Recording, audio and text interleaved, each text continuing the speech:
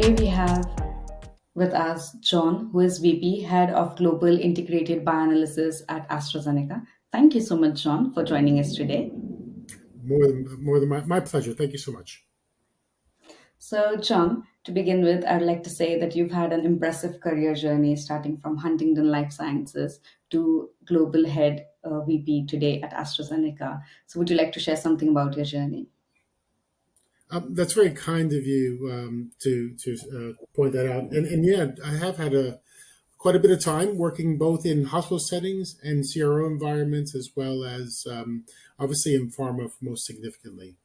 I think in terms of vision, in terms of really what's driven me through my career, it's this belief that I have an ability, a aspiration to make an impact, particularly in Mhm. healthcare and patients' experiences through healthcare. That may mean a range of different things, but for me, it specifically means leveraging some education, some background experience that I have to hopefully provide some insights to novel therapies and thereby driving patient value by getting robust medications out to patients. Okay. I believe there might have been many challenges during this journey. Would you like to highlight some? Gosh, there are countless challenges and countless opportunities that have taken me where I am. If I think back, I guess if I go back to the start, I'm originally from the United States, but of course I came over to the UK many years ago, and actually my journey started in healthcare and particularly in the NHS. So Okay. at that time, it was very much a learning process of understanding disease biology, working with a range of medical practitioners. I, of course, then linked that through to working in CRO environments, where, as you alluded to, and with that, it really then opened up a whole new door, particularly around pharmaceutical development. Yeah. And being in a role that was allied to pharmaceutical development, being in a role where I knew I could add some value from a scientific perspective really drove the start of my career in terms of Mhm. pharmaceutics. That was an exciting time, a challenging time, lots of different therapies, medications, drugs to develop. So it Yeah. had a great diversity of modalities and drugs to work on. But from there, I continued in my path, and really that took me into working within pharma. Um, Mhm. and as part of that, working at large and mid cap pharmaceutical companies. And Mhm. again, I think you'll hear repeatedly, I'm excited, intrigued, driven by both the challenge and the Mhm. opportunity for impact. And of Okay. course, working in pharma, that opened that door even in a more significant way and a more profound opportunity. And it takes me to where I am now. And where I am now is with Astrazeneca, where I'm just so excited about our portfolio and really, again, going back to driving value for patients and particularly developing new molecular entities to find novel therapies. Also, just out of curiosity, wanted to ask your journey from NHS to the pharmaceutical company. How was that switch? Like, what would you like to say something about it? Okay. I never considered a big switch. I think, of course, because I had this biochemistry background, because I was focused on the analytics, there are still some core aspects to that. I would say the transition from CRO environment into pharma was more profound.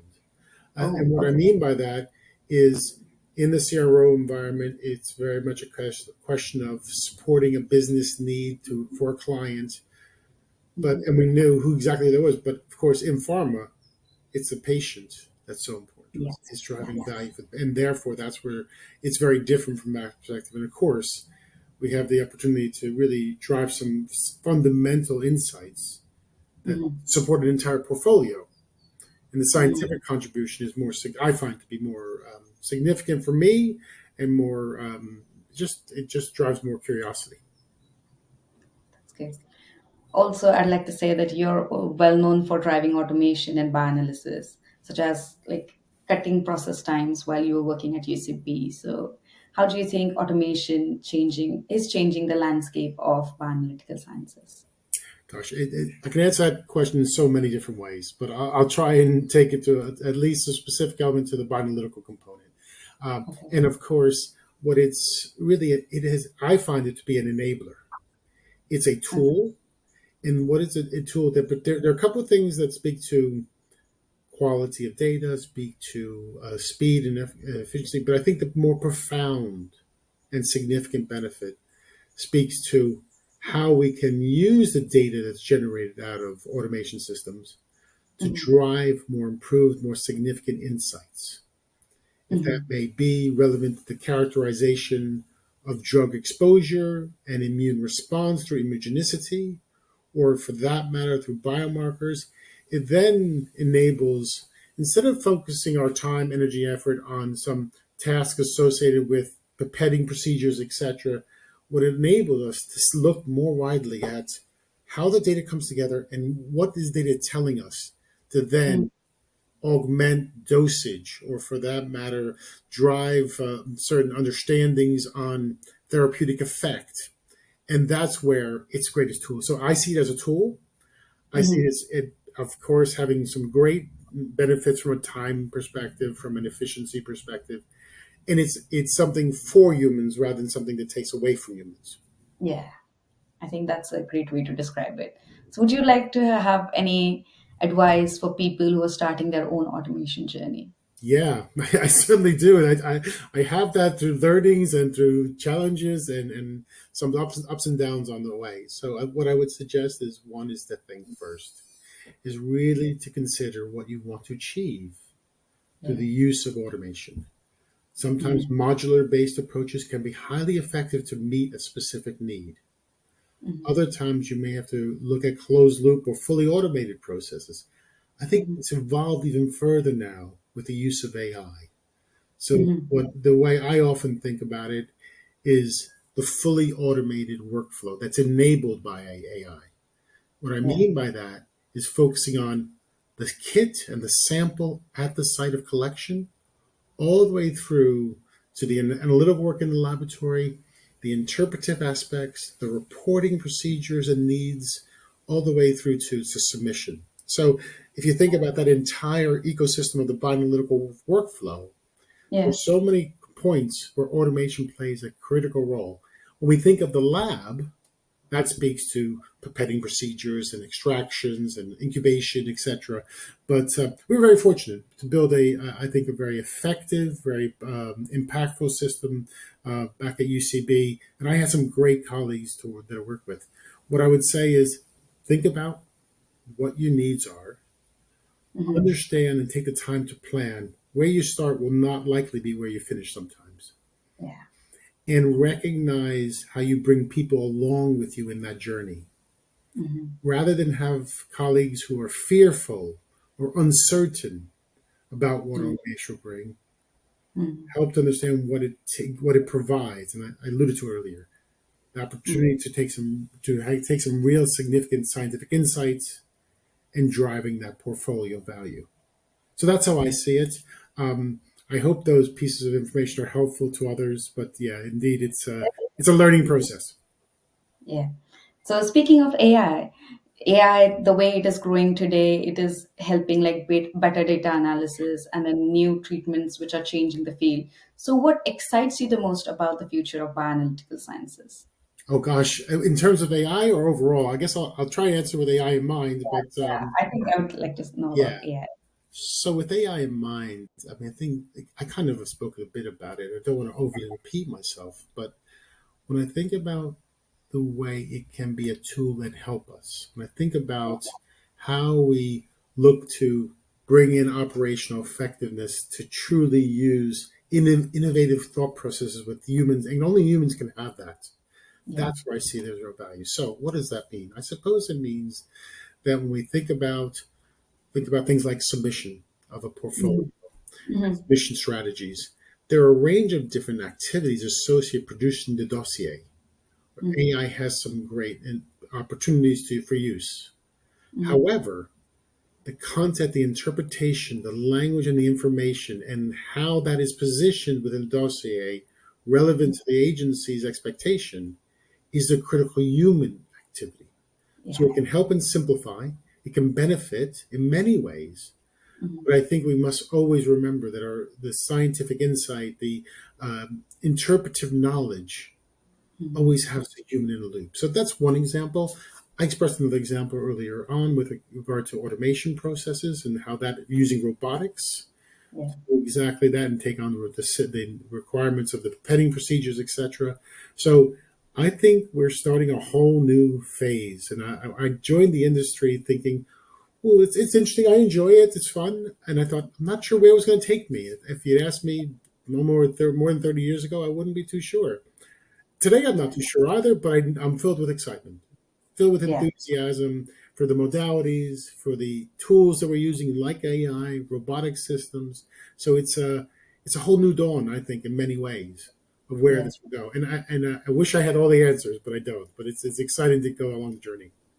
I think it's just automation and AI has changed this industry so much that everything has become unpredictable. Like we don't know how much it will change in the next 5 to 10 years, right? Indeed, indeed, Yeah. very much so. Yeah. But going a bit back, where COVID-19 was like changed humanity so much and it was a horrific incident in human lives, you helped rapidly set up PCR testing in Belgium at UCB. So, what did that experience teach you about crisis leadership? So many things. So maybe I'll start with where the origination of that was. So I was Would working in like to know Belgium. all about it.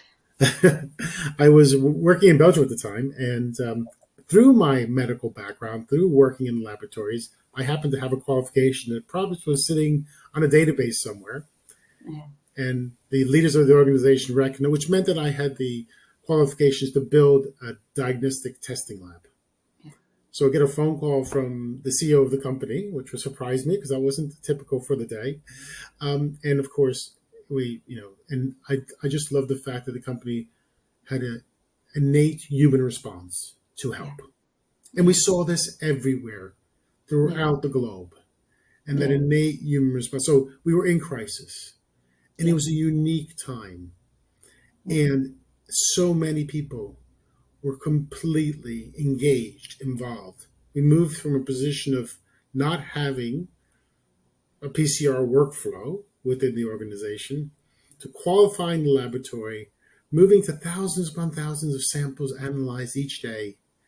And we did that in 2 weeks. We that's great. established a diagnostic testing lab in 2 weeks, and many others did as well. So I'm not saying something particularly, but that speaks to the crisis and the response Yeah, and the absolute buy-in. And we had colleagues from all over, different walks of life, different experience, who had been in laboratories in the past and maybe moved on, but had the experience. People yeah, who are doing it every day. Um, and so within that, I think when you can align, going back to crisis management, when hmm, you can align on a goal, that innate human response to help in that case yeah, made everything possible. yeah, And that was exciting, challenging. I always say to folks that I literally at that time moved downstairs and I was literally plugged into my computer almost 24/7 because that was what was needed at the time. And I was happy to do it. yeah, And I walk away with that time with some great friendships who were hmm, along with me on that journey, uh, hmm, great comfort that I was able to help. But hmm. it challenged us in so many different ways. I think it's an incredible um, human experience we all went through at that time. Yeah. Yeah, I think people really came out to help, like whoever they could, like at whatever stage and wherever possible. I think so. It was a great experience of humanity Yeah, during COVID despite 19. the fact that it was such a terrible, difficult time for so many people. Yes, of course. So, apart from your work with biomarkers, you have also known as a VP head of Global Integrated Bioanalysis, and you've coordinated strategies across multiple therapeutic areas worldwide. So, how do you ensure consistency and quality across such a diverse operation? Well, I have a lot of help first and foremost, but also I think it's with a philosophy or a vision in mind, and that is to say, we can never compromise on data quality. Mhm, With that, that builds a foundation for everything else. It mhm. builds a foundation for those scientific insights, Yeah, that understanding of the mechanism of action. So that always comes first. That is the yeah, building blocks. That's the foundational elements. Hmm. that enables so much more. So Yeah. it's something that is critical. It's something that needs critical thought and challenge. We talked Yeah. about automation earlier, and actually, without the appropriate critical thought, without the redundancies of checking procedures, etc., you could find yourself in a very difficult position Yeah. if, in fact, there's a flaw or some issue that causes data integrity issues. So, Hmm. yeah, for me, it's something that I just can never go away from because it's a building block to everything else. Yeah. And with the confidence, it enables so much more. Yeah. Okay.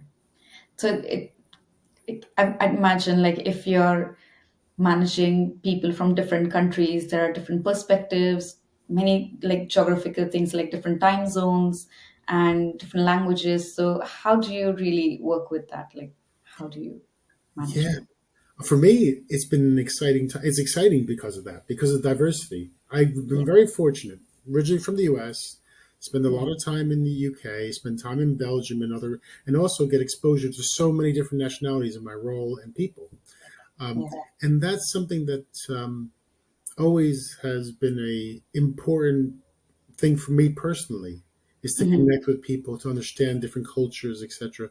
So what I would say is there's something in that Hmm. that speaks to how you connect on a human level, Yeah. how you work with people to understand, but also how you align on a clear direction or a clear endpoint in mind.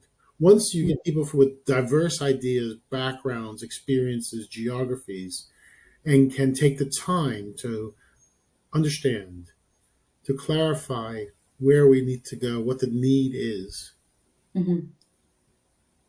I find that people are very willing to take you along the path once they understand. And that's the Yeah. exciting part. But I'm just always fascinated about different cultures. I've been very fortunate to work in laboratories where there's tens and twenties of different nationalities, and everybody has a different journey. But yet, there we are at one particular point, focused on one particular goal, and that's always exciting. There are logistical issues that pop up. There are sometimes needs to be on the phone very late in the evening. Hmm. In my time, I get the opportunity to work with colleagues from the west coast of the U.S. all the way through to China and India, and I also find, and I'm always, appreciate. There's lots of other people doing the same because they've aligned on a goal, something they want to achieve. I think your ability to connect at a human level, like at an individual level, makes it even like more flawless for you to connect people from different nationalities all over the world, Yeah. which is very impressive. Yeah, I don't think we can do it without it, right? We are people first and foremost, Yeah. and that's the critical part of connecting, and therefore, being able to achieve that what we do need to achieve. It's challenging, unquestionably, but exciting at the same time. That's great. So I'd also like to ask that with now you're working for AstraZeneca, which focuses on multiple different areas of therapies. It also focuses on cell and gene therapies. So what unique about bioanalytical challenges do these new modalities present? That is that's a quite clear question, but it can have so many different answers. I'll try and Yeah. answer it in one way that pertains specifically to bioanalysis. And look, I'm supported by so many colleagues and work closely with many colleagues. And actually, Yeah. we have recently developed a cell therapy unit as well. But what I would say in terms of for more conventional therapies, we talk about pharmacokinetic analysis. Well, Yeah. now it's cellular kinetics that we're focusing on, Yeah. and we're measuring and characterizing response in a very different way, utilizing Mm. techniques such as PCR that Mm. wouldn't be utilized in the same way for that Mm. purpose in other modalities, or for Yeah. that matter, flow cytometry to Yeah. again measure cellular modifications and responses and proliferation of Mhm. therapeutic agents. So it is very different. I think there's Mhm. a far more fundamental knowledge, thought around the biological elements Yeah. rather than, let's say, small molecules, which is a very much a chemical based interaction. Yeah. But yeah, it can be answered in many different ways. I was fortunate to work in gene therapy in a different company, as well as now supporting where I can in cell therapy. Um, Okay. as- So, do you think that these challenges can impact patients and healthcare professionals the challenges, well, I think inevitably, directly or maybe indirectly? It could be yeah. indirect. Well, there's so many ways, right? Because the modalities are changing dramatically. Now, I won't focus on cell therapy in this response, but actually, when you think about just immune response Yeah. associated with therapy, and we can speak to that as far as cytokine release, we can speak to that as far as immunogenicity characterization, immunogenicity response versus anti-drug antibodies. That is an impact that, of course, has to be addressed, modulated, Hmm. understand the safety implications and the Yeah. therapeutic implications Yeah. of an immunogenicity response to a drug modality Hmm. that could have profound effect Hmm. or very minor effect as well. And as we've evolved in our molecular engineering, as we evolved into looking at different species and different models, we're able to augment that to enhance the therapeutic effect and Hmm. reduce the safety risk profile. And that's critical too. So there lies in a fundamental aspect that's across so many different modalities in drug Yeah. development. Oh, that's great. I think that is really great. Also wanted to ask that because you've managed complex challenges while driving new ideas, do you have any advice to give for young scientists who want to become leaders in pharma? Yeah, I hope this could be helpful. Certainly, I think the understand. Take the time to understand. Take the time to connect. One thing that I was able to throughout my career Yeah. is really build some strong mentoring relationships Yeah.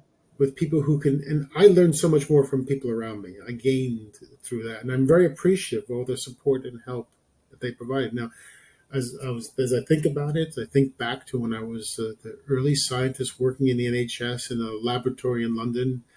Who Hmm. and my first boss at the time was incredibly helpful to just open the opportunity for me to think as an independent scientist.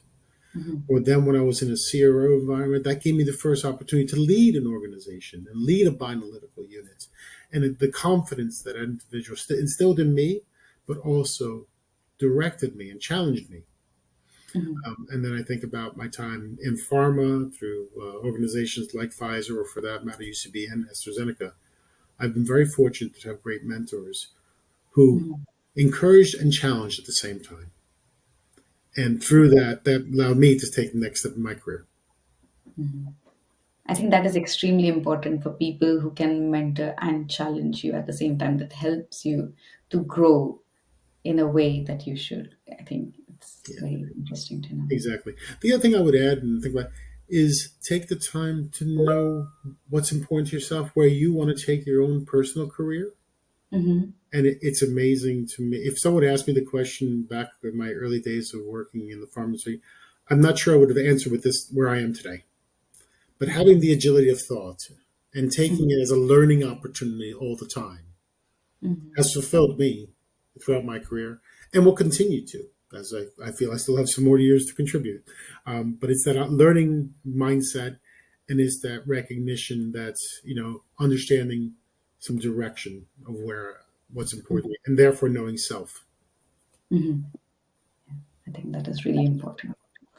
I think your advice and your journey has been very inspirational, and I hope that young scientists and people working around in biopharmas take inspirations from you and they keep learning from you. Thank you so much for your time today, and thank you so much. Have a nice rest of the day.